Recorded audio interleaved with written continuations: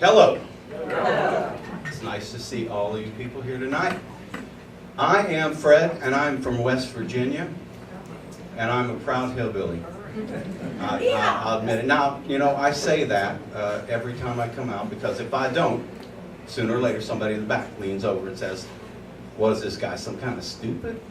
And the girl said, "No, honey, he's from West Virginia." I said, "Oh, that explains a lot. Are you from West Virginia?" No, I'm not. "Oh, I'm sorry, your hairstyle threw me off." So I was driving over here tonight and almost didn't make it because I come down Magnolia and I passed Portos. I don't know if anybody knows where Portos is. It's a bakery, you know, and it makes a great Cuban sandwich. Only trouble is you can't have one, see, because it's so busy. See, the line comes out the door, goes up the block and around the building, and you can't ever get in there to get the sandwich. Now I was standing out there about a week ago Saturday grousing to myself, as I often do, because I come from a long line, you know, of grousers.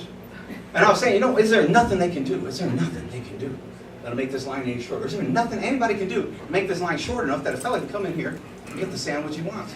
And the guy in front of me turns around and goes, "Yeah." He goes, "I think I know a way." I said, "Oh, what is it?" He said, "Well, all you got to do, you got to come in here at night after they're closed, and you go up there." He goes, "You change that sign from Portos to Deportos."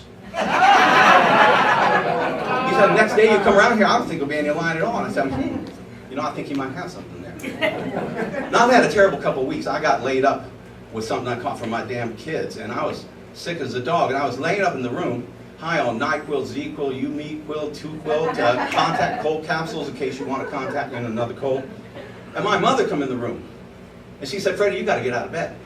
She goes, "Your kids are hungry, your kitchen's a mess." She goes, "You got to get downstairs, you can't get nothing done laying in bed, you got to get up." And I said, "You know, this is unusual for my mother to speak to me in such a fashion. You know, because she's dead." So I thought I better get off this hillbilly heroin, you know, and get downstairs for the kids to tear the place up. I mean, anybody else here have to put up with children? Yeah. Anybody just married?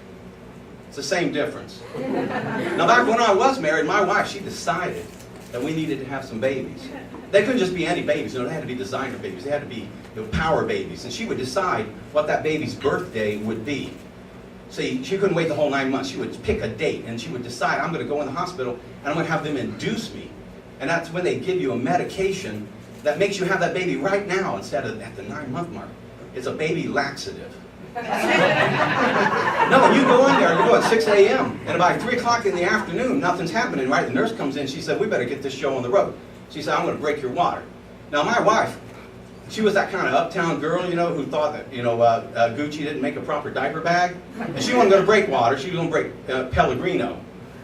So that nurse, she takes a yardstick, it looked like a yardstick from a, you know, a paint store, and she's poking around in there until it happens, and out comes the Pellegrino, and at that moment, it's really on. Now all of a sudden, the baby she decided that we needed to have becomes my fault. "You rotten bastard, what have you done to me?" She goes, "You son of a bitch, this is awful." She said, "I need an epidural." Now, epidurals, when they give you a shot, makes you paralyzed from like the waist down. I said, "Now you want to be paralyzed from the waist down. If you'd have thought about this 9 months ago, we wouldn't be sitting here today." I said, "Well, you can't have an epidural because you told them you didn't need one. There's no order for you." She said, "Well, you get out of here, you get that doctor, and you get me that epidural." I said, "Well, your doctor ain't going to be here till 4 o'clock. It's only 3 o'clock now." She said, "I don't give a shit, you rat bastard. You get out there and get me that epidural." So I go out, and I find the telephone. And I called the nurse's station. I said, "Listen," I said, "my wife's having a baby. She's having a terrible time. You know, she wants an epidural right now. Can you help?" They said, "Well, is this her first child?" I said, "No, this is her husband." I said, "You want to see her first child? I'll get his ass down here. He knows 3 words. Mommy, stinky poo-poo. And he'll give you a demonstration if that'll help." They said, "No, that's okay." So they finally got this baby out. And before you can touch it, before you can hold it, before you can even cut that cord, they want that baby to pee and to take a little poop. So he come out of there, and he peed immediately. It must have been all the Pellegrino, I swear to God. And then he does a little poop, and I'm thinking to myself, how long has he been holding this? And he come out, his legs were like crossed. And I thought, this is awful.